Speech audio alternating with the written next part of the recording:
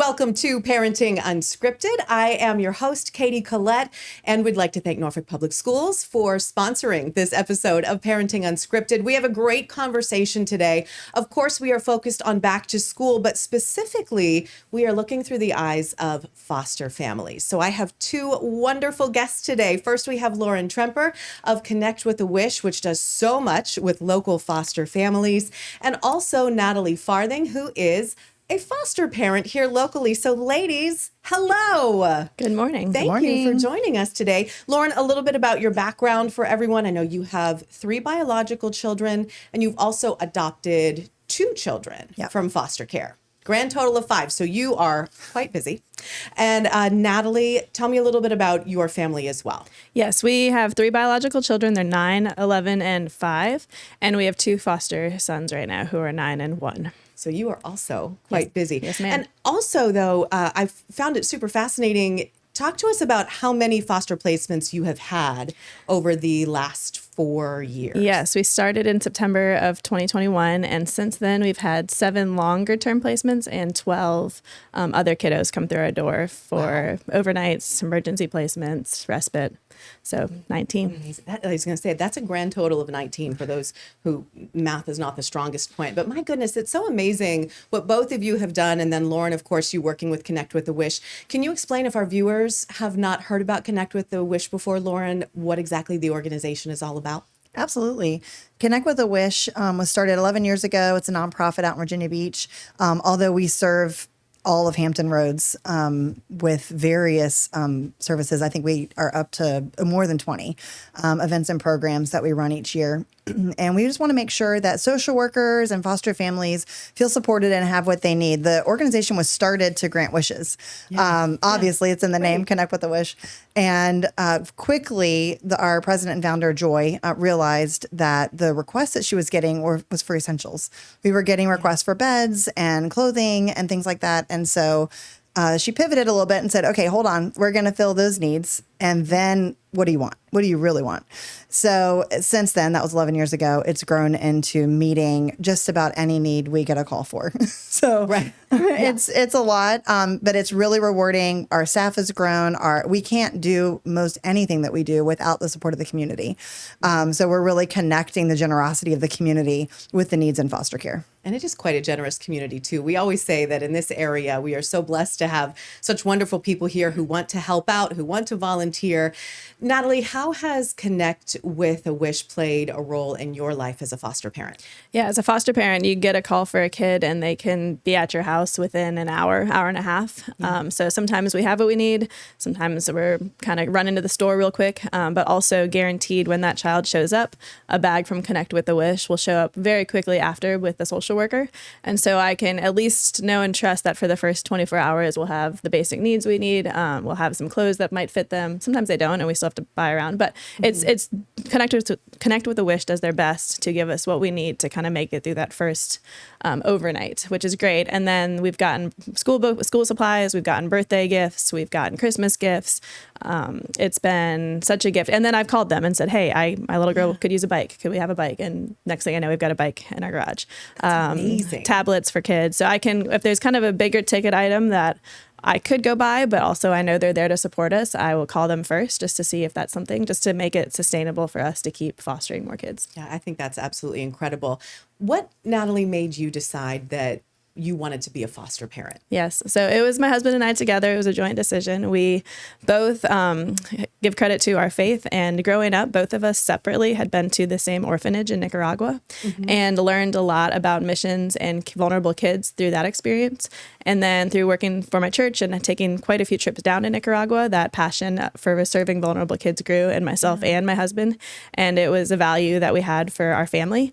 And when COVID hit and when we had our own bio kids at home, traveling across the seas was not really an option anymore, but we realized, you know what, there's still kids right here in our community that need help.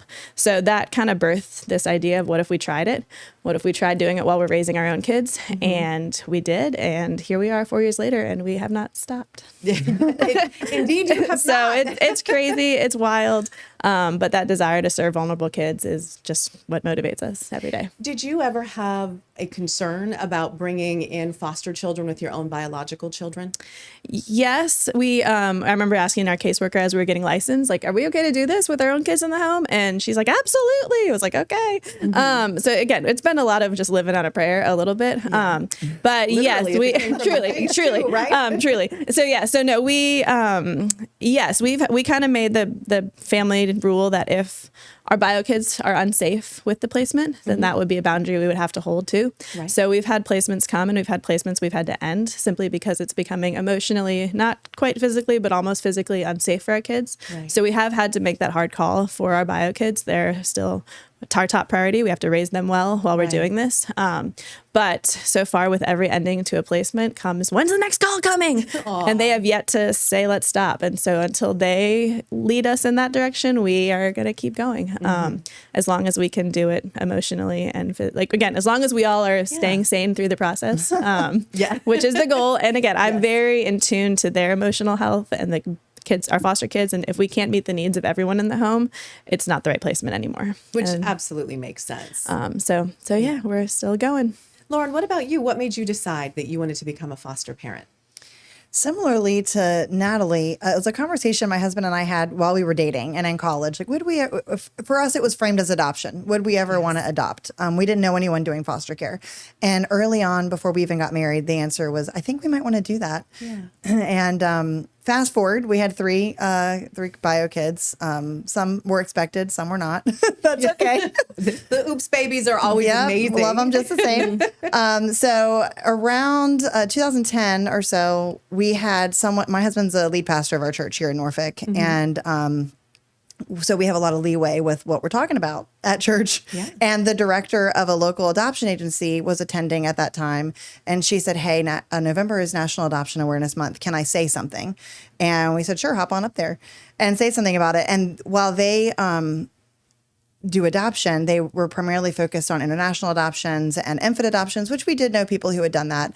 They had a special grant with the state of Virginia at that time to find permanent homes for kids in foster care who were looking for permanent homes because, you know, the number one goal of kids in foster care is reunification. Right. But some do need to be adopted. And so she was working on that grant and she proposed, here she showed pictures and stories and these are some kids. So she did that for 3 years in a row. And we really thought, we're using our platform with the church to get the word out. There's somebody out there that's going to want to do this. And year 3, we're sitting there and I just thought, I don't know, you get that twinge, you get that feeling. There's different words for it. And I just thought, I think this could be for us. And our oldest was maybe 6 at the time. Our youngest was 3. And I talked to my husband. I paused the Redskins game and said, hey, we need to talk. And he said, I know what you're going to say. We're supposed to adopt from foster care. And I said, yeah, I'm so glad we're on the same page with this. Let's go. So we started the process, asked some questions. It was all very new to us. And then we had a house fire. We lost everything before our home study even got approved. So we paused for a year and just blessing after blessing. Our builder, the architect actually accidentally drew extra bedrooms than what we asked for. The builder built it that way. And we thought, oh gosh, like these rooms are going to get filled. Yeah. So a year later, we got back on the process and got approved to adopt from foster care. So that is an untraditional way and it's not the way for everybody. But that was our route, how we got started. What a route. My goodness. Well, I have so many more questions to ask on the other side of the break because we do want to talk a little bit more about back to school. And Lauren, I also want to ask you about some numbers when it comes to foster care. Yeah. So we are going to do that momentarily and we will be right back on the other side of the break. Whether you're already working in education or aspiring to, then say yes to NPS. Norfolk Public Schools are currently hiring in the following positions. NPS offers the highest salaries and sign-on bonuses in Hampton Roads, plus a work lifestyle you'll love. Say yes to NPS.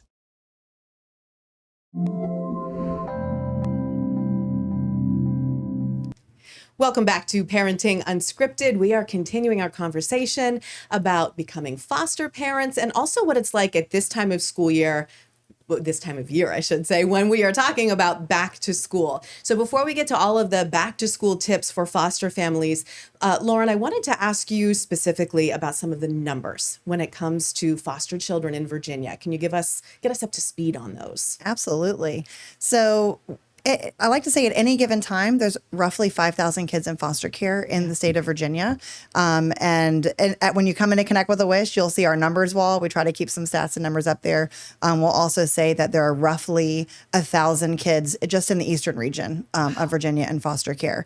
I checked the numbers this morning, and as of August 1st, unfortunately, Virginia's looking at over 5,600 kids in care. Wow. So that's staggeringly more than we like to see. Yeah. And unfortunately, what happens is numbers typically rise when school starts because kids are starting school, teachers, mandated reporters are putting eyes on kids. So I'd like to think those numbers aren't going to go up, but that's a little unrealistic at this time. So yeah, the need is real for people to step in. One of the numbers on our numbers wall is that in Virginia Beach specifically, we have about 200 kids in care. I'm sure that number is a little bit higher right now, knowing that the state number is higher. Right. And they, at any given time, have about 60 licensed foster families for those 200 kids. And that math doesn't math for me. I don't know about you all. Yeah. So you've got people like Natalie and many other amazing foster parents who are taking multiple kids into their home. We try to keep siblings together. That's not always possible. Right. But even still, it just doesn't add up. And we don't even just want 200 kids to have 200 families. We want more than enough options for the kids in care so the social worker can look at different profiles and go, what's the right fit for this kid at this time to be in a safe and loving environment that's going to get them to the next stage. So we need to see the numbers go up. Absolutely. on the family side of things. Right. Numbers on the family side go up, and then the number on the need side go down for sure. That would absolutely be ideal. At this time of year too, with it being back to school, Lauren, how does Connect with a Wish help foster families get the kids ready for school? So we put out forms to social workers in all of Hampton Roads and across, the south side for sure, and then even across the tunnel, the HRBT into the peninsula, asking social workers to fill out forms for backpack requests for the kids in their care. And we will do that with the private agencies, with public agencies. Foster parents can fill it out, touch base with their social worker, make sure their kid's not getting 2 bags. Yeah. But we'll do backpacks and lunch boxes and fill it with the basic supplies that are needed for any request that comes through. Mm-hmm. Natalie, to get your children ready for school, do you find that you have a different approach when it comes to your biological children versus the foster children? Yeah, every kid's different for sure. Yeah. And yes, as we approach this school year, this one was an interesting one because our kiddo came to us in April. And so I kind of got him launched into school in April. And so we had just done all this like back to school type shopping and new shoes and new backpacks and new that hadn't totally worn out yet. Right. And so I just had to have an honest conversation with him being like, hey, some of the kids in this house are going to get a few new things. You just got your new things. They're still good. Like we're not quite ready to buy you more new things. Yeah. So trying to kind of mentally prep him to that because it can become a quick comparison. That is one of the things I do navigate as a parenting bio kids and foster kids under the same roof is the comparison between the two. So that was kind of in the back to school shopping and I did, hey, you're going to get a backpack from Connect with a Wish. Let's see what's in there. Yeah. Wanting to give him the autonomy to have what he wants and what he's excited about to go back to school, but also so thankful for these donations. So kind of it's a lot of getting ahead of the tantrum or getting ahead of the emotional meltdown is a big part of it. And so then today we'll do meet the greet when we get home this afternoon. We'll go meet his teacher. So there's already been a message communication, open line of communication I've started with his teacher being like, hey, here's a little background, not all the story because it's his story to tell, but enough to be like, hey, open line of communication. I want this child to be successful in his academic career. He is a bright young lad who's had a lot of stuff stacked against him. And so if I can get ahead of that with her now and start that open line of communication, hopefully myself, the teacher, the administration, we can all wrap around this kid and get him have a successful school year. Yeah. And I'm glad you touched on that too, because, I was going to ask mentally, the approach would have to be different, I would assume, for foster children because they have gone through so much with their lives kind of being turned upside down depending on their situation. Right. And they are with a family that they may have been with for a few days, a few weeks, or maybe even a few months. So I'm sure, when you reach out to the school, what exactly is your approach? Do you call the school and say, I'm a foster parent and I want you to get to know a little bit about. Right. So far we've had a kiddo in middle school who I had not had middle schoolers before. That was one of our placements. And so I kind of had to blindly go in there. We're very established in our local elementary school. So I'm able to be like, hey, it's me. Surprise. You didn't know we did this. Was kind of where it was last April. Like, because I hadn't had an elementary school kid place with us yet, but we did then. But the school knew our family, knew our kids, and kind of like, whoa, this is what's happening. And so we were able to quickly establish just some good plan for him to end last school year well. Unfortunately, a lot of these kids have been through a lot of transitions, have been to many different schools. And so a lot of the back to school stuff is, will I be at the school by the end of the year? I don't know. Like there's a lot of just uncertainty for them. They've been to different schools. This kiddo had been in 6 different elementary schools by 4th grade. So it's like, that's just every time they start new, every time it's a learning. It's a lot of emotional baggage that they have to carry when they go through it. And so it's just being aware of that and understanding that when big emotions come out, it's because they're processing a lot. And so it requires a lot of patience, a lot of, we'll try better tomorrow. I'll try better tomorrow because sometimes I don't always get it right with them. That's parenting, though. Right, exactly. You don't always get it right, but love and understanding is certainly so much of it is just being kind of aware of what they've been through leading up to this moment, and then how can we continue to push them forward to succeed. On the other side of the break, we are going to talk a little bit more about back to school, getting the kids ready, and how you can help connect with the Wish as well. Because I know at the end of this conversation, a lot of people are hopefully going to want to jump in and say, what can we do to help? So we're going to talk about that in just a moment. We will be right back on Parenting Unscripted.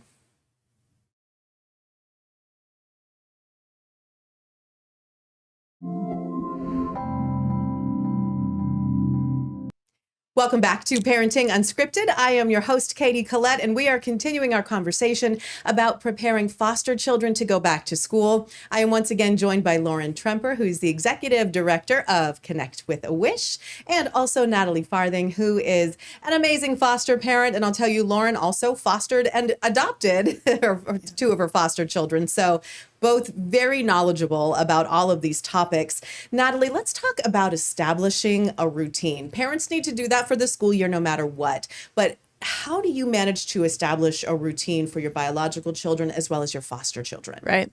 It's helping them manage the expectations, managing emotions ahead of time is kind of a big way I go at it. And so we're not a chart family. I've tried charts. We don't do charts. We don't do I have lots of grand plans we don't get to, but I feel that. Without realizing it, there is kind of a daily, how the day works that they slowly settle into. And so we don't do screens as best as we can during the school week. It's just not worth it. On a rainy day, I'll fudge. If it's been a long week, we'll maybe turn a show on or give them 30 minutes. But the general rule is no screens, because then we just aren't fighting it, and their brains are stimulated enough at school that they just need downtime. Yeah. So in the morning we wake up, I usually make a pretty good breakfast. I want them all off, not hungry. Everyone helps make water bottles. We work together on lunch boxes and we get out the door. And then after school, there's usually snacks pretty quick the minute they get home because they're all really hungry.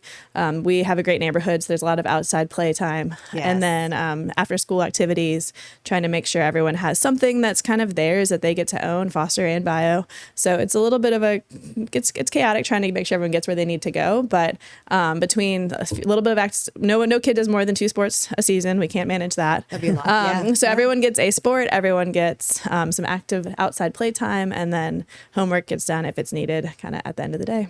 Do you find yourself, and Lauren, you can jump in on this too, if either of you have ever had to set expectations? Do you try to set the kids down and say, these are the expectations for the school year? Or do you just kind of go into it with the routine? Routine. Oh, you can go too. Sorry, routine. And then some expectations. Yes. If we have a kiddo that is not meeting them, helping establish them. We've got our kiddo right now needs some pretty clear boundaries set for him. So there's a plan to kind of set those up before he starts, so he knows what's expected of him at school and at home. And Lauren, don't you think though do you feel like that's beneficial though when these children are coming from different situations where sometimes they really don't have any boundaries that had been established? And I feel like boundaries sometimes, even though they might feel like it's a little controlling, that's kind of like quiet love. Like we care enough to set these for you. Kids thrive on boundaries. It can be uncomfortable. That doesn't mean that it's not painful at times. Right. To enforce them and to come up with them. But we thrive on them. Our kids thrive on them. And for both of our kids who joined our family through foster care, we just folded them right in. I mean, we probably were a little bit stricter parents than maybe some other people, but we had very clear routines. We had bedtimes for our kids through high school. Definitely curfew and all that. And our kids are now, 16 to 23. So we're on a little bit older side of things than Natalie at this point. So maybe a little bit less structured than we used to be, because both of our boys still at home do work 2 jobs and go to high school. But they want to do that and do sports, and it works for them, and we're finding new rhythms. But as they were younger, absolutely, it was important to have boundaries. And I will say our second adoption was a 14-year-old boy who moved in the week before 9th grade started. Totally new city, totally new family. Everything was different. And he really had no set structure for his life and was used to having full access to screens. And like Natalie, our kids did not at that time have any kind of, and still don't have full access to screens at any given time. We do the whole, 2 stories and bedrooms are upstairs. Phones have to stay downstairs in open places and all that stuff until they're 18. And that was very uncomfortable for him. And we did butt heads at times. We tried to give when we could, show grace without undermining our own boundaries for our bio kids and the other kids that are already fallen into line with that. So we had to work that out. And it was uncomfortable, but we did do it. And he was the better for it after some time. But it was definitely challenging. And what we had to keep saying is, he came into our home being kind of acting like an adult, like he's been taking care of himself by and large for a long time. He was in a fabulous foster family before coming to us, and she was a single mom. He was her first placement. And she worked full time. So he was still home alone a lot. And I had to look at him and say, I need you to be a kid in this home for a little while. You're not taking care of yourself. Let us do this for you. Let us teach you what it looks like to have parents that are stepping in. You're not on your own. You're not raising yourself anymore. And that it was uncomfortable, but it worked and it was needed. Oh, I think you just shattered my heart and built it back up in a matter of 30 seconds there. Natalie, do you find that having your biological children in your home when a foster child comes in kind of helps with that adjustment? Yes, I've watched it happen where kids walk into our home, and my kids are usually there pretty excited. So there's already just a welcoming face, someone their size. There's always hot toys everywhere, bikes everywhere, trampoline, like all the things that a kid just finds fun and exciting. And they walk in kind of bug-eyed and they just fold right in because my kids are there. So that's been a huge benefit to fostering while we have kids in the home. And my kids are amazing, and I compliment them and encourage them all the time because I see that this is much their mission as it is ours. We're kind of all doing it together. And yes, it's it really helps make the child walk into her home and kind of like take a breath and be like, okay, there's kids here. It's going to be okay. Because it's so scary for a child when they walk into a foster home. I'm sure. I feel like it would be helpful, or at least a little settling, to see that, okay, these people have children. They know how to love children. We had one kiddo walk in, and then my 1-year-old puked on the floor as they were. And the caseworker's like, "Okay, we're out. Bye." I was like, "Hi, welcome to our home." Sorry, let me clean that up real quick. We just take it. It disarms the whole experience for them. Yeah, I just think that makes so much sense. And I love the response that you've shared that your children have had when the new children come into your home and when they're leaving, and just how loving they are. Lauren, can you share with our viewers, we have about a minute, can you share how they can help connect with the Wish to help support? Absolutely. So we love to utilize volunteers whenever we can. If you've ever been to our office, you'll know. And if you haven't been, I encourage you to come join us out in Virginia Beach and just see what we're doing and how we're doing it. But our office is small but mighty. We get a lot done in there, but it's a small space. So we can't take large groups of volunteers all that often. We can take a couple at a time, and we welcome them weekly to sort through the donations that are coming in and make our Handle with Care bags that go to all of our social workers across Hampton Roads and everything in between. But we do have some things coming up in the winter with our holiday toy drive and Santa Palooza. Things will start to do winter coats. So we're always accepting donations of gently used and new items, everything from clothes and bedding to toys and everything in between. So if you want to volunteer at any of our drives, if you want to do a drive for us, we would love to hear about it and take those donations. And then financially, everything we do, we just had a requests come in for at least 4, it might have been 7 beds just this week. And so that's a huge request. We want to keep families together by making sure they have beds for every child in their home, and foster families equipped as well. All right, Lauren Tremper and Natalie Farthing, thank you both so much for joining us Thank you today. for having us. I'm so glad that we could have you both on to have this important conversation. We appreciate you both. And thank you, everyone, for joining us on this episode of Parenting Unscripted. A big thank you to Norfolk Public Schools for once again sponsoring this episode. And remember, new episodes of Parenting Unscripted can be seen every Tuesday morning at 9 o'clock right here on Wavy Plus. Again, thank you and be good.